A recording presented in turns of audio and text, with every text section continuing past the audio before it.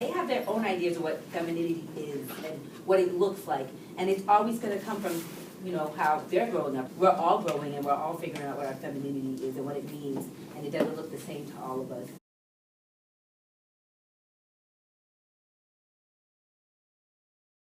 And it was so impactful because, we were hearing their voice, we were hearing their story and their lived experience, and it was just clear that we made a safe space where they felt comfortable bringing their whole selves to. So it was unbelievable, and we became so much closer as a group after that. Our group specifically, we talked a lot about support and who we get support from, and then it was really kind of amazing to see one of the girls just be like, okay, now let's make this a supportive space, and we kind of did an activity where we all shared what kept us going, which was really really intense, but also just really positive way to end that.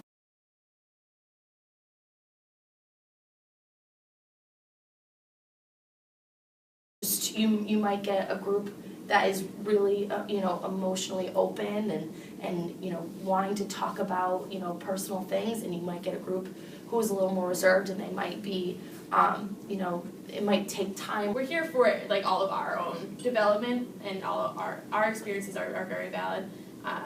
In terms of delivering a program to girls, they're the ones who are important, and that's the higher goal. There's tension and conflict and chaos that happens on multiple levels, and that is all good. That's transformative. Even if it doesn't feel good in the moment, and you don't necessarily know what to do with it, you figure out how to problem solve it and how to make meaning of that. But that is when true growth and development happens. In the midst of planning and getting ready, we would stop and take 5 minutes to do a group check-in, just to make sure that everybody was okay.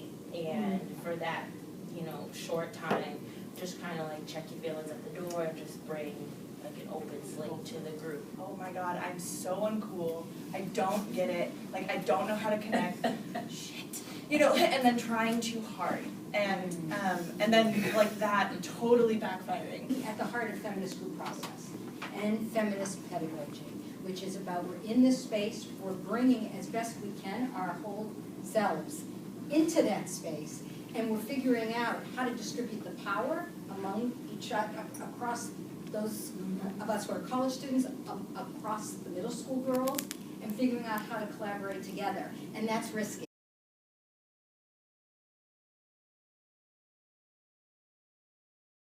College women, when they have this kind of theoretical background of racial tension and wanting to be open and have dialogue about race and all this stuff, kind of overcompensating with their discomfort. Shift what's happening in the group to really suit what the girls need, because that's why we're there.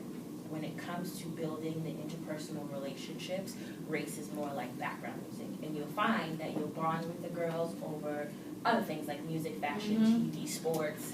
So just to keep that on the back burner.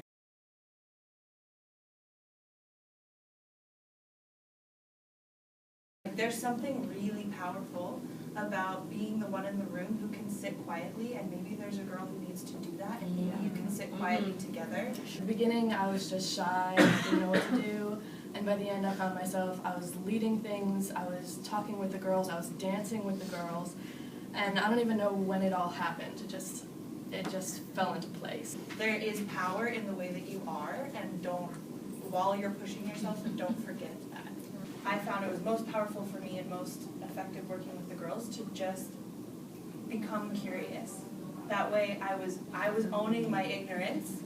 I totally, what do you mean? Can you tell me about that? For some girls, it might be really healing or beneficial for them to hear about somebody else's struggle. And again, I know a lot of the college students also kind of shared things that they were going through in a way. So it's definitely, there's not a wall between us and them in terms of kind of what we're contributing to the group.